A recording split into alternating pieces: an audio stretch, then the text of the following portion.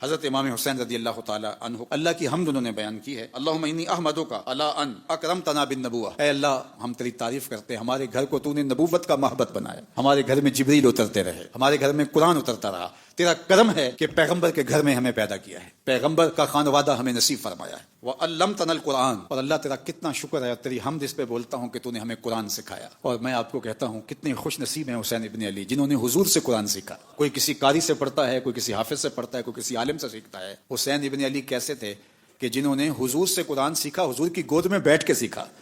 ہم چٹائی میں بیٹھ کے پھٹی کے اس طرف ہوتے ہیں، استاد اس طرف ہوتا ہے، لیکن حسین تیرے مقدر پہ قربان، تو نے قرآن سیکھا بھی، حضور کی زبان سے چوسا بھی، کیا تو نے فیض لیا حضور کی زبان نور سے، اللہ اکبر۔ تو فرمایا کہ اور ہمیں دین میں فقاہت عطا فرمائی۔ دین کی فقاہت بہت بڑا نور ہے۔ سرسری طور پہ دین کا نام لینا اور دین کو جاننے کا دعویٰ کرنا اور ہے، دین کی بصیرت نصیب ہو جانا، دین کی فقاہت نصیب ہو جانا، یہ بہت بڑی دولت ہے، اور اللہ جس کی بھلائی کا ارادہ کرتا ہے اس کو دین کی فقاہت عطا کر دیتا ہے، سمجھ عطا کر دیتا ہے۔ جب دین کی فقاہت نصیب ہو جائے تو وہ دین نافع بن جاتا ہے، وہ باطن کی ستھرائی کا، عفت کا، پاکدامنی کا ذریعہ بنتا ہے، وہ دین اللہ کی قربت کا سبب بن جاتا ہے۔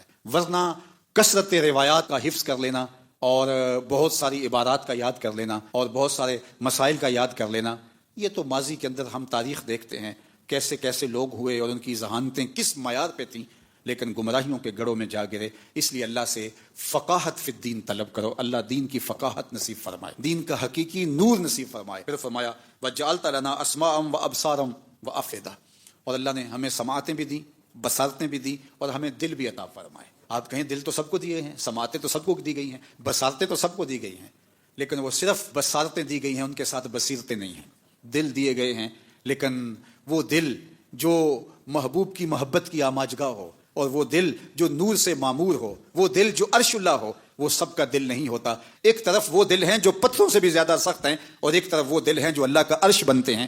تو کہا کہ اللہ جل شانہ نے ہمیں دل بھی دیے ہیں، ہمیں سماعتیں بھی دی ہیں، ہمیں بصارتیں بھی عطا کی ہیں۔ ان لوگوں کے بارے میں کہا گیا جو حق کو قبول نہیں کرتے کہ ان کی آنکھیں تو ہیں لیکن دیکھتے نہیں، ان کے کان تو ہیں مگر سنتے نہیں، ان کے دل تو ہیں مگر سمجھتے نہیں۔ اور پھر فرمایا صم بکم عمی فہم لا یرجعون، یہ گونگے بھی ہیں، یہ بہرے بھی ہیں، اور یہ پلٹ کے کبھی بھی نہیں آتے، یہ اندھے بھی ہیں، تو وہ ہیں آنکھیں رکھنے کے باوجود نابینا ہیں۔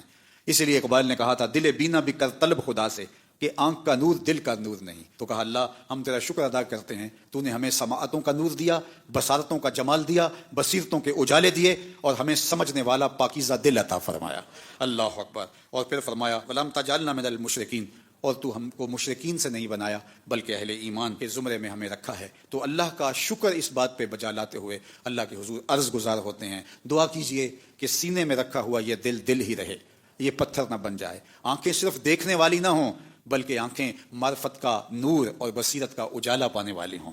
اللہ ہمیں سمع و بصر کا اور قلب کا حقیقی نور اور جمال نصیب فرمائے۔